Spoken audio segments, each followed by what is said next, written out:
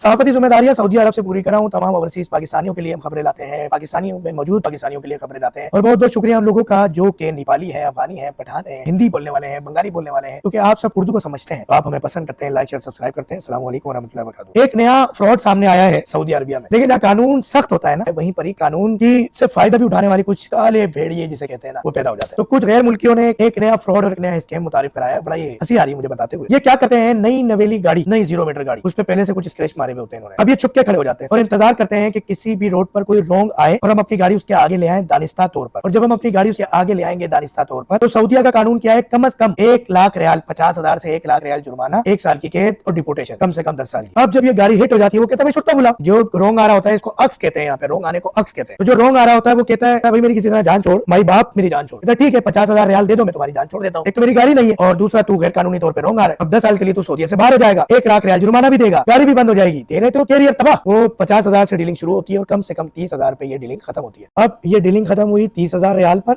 और 50,000 रियाल से शुरू हुई। रुपए की हम जो बात कर रहे हैं, वो रुपए तो पाकिस्तानी करेंसी को कहते हैं, तो फ्रिक्वेंटली हमारी जबान से निकल जाता है, मगर हम रियाल की बात कर रहे हैं। तो ये ऐसा फ्रॉड है, स्कैम है।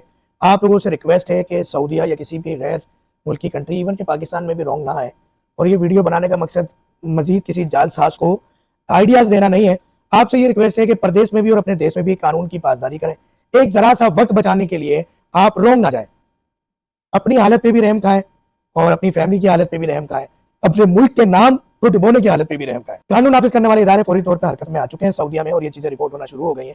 ऐसे लोगों को पकड़ा जा रहा है, मगर एहतियात बेहतर है कि आप बाद में 30,000 50,000 रियाल भी दें उससे जान छुड़ाने के, और शुक्र भी अदा करें अल्लाह का भी उसका भी कि अल्लाह जान छुटी। मगर आपको नहीं पता ये तमाम साजिश, ये तमाम चीजें प्री प्लान होती हैं। एहतियात जारी रखें।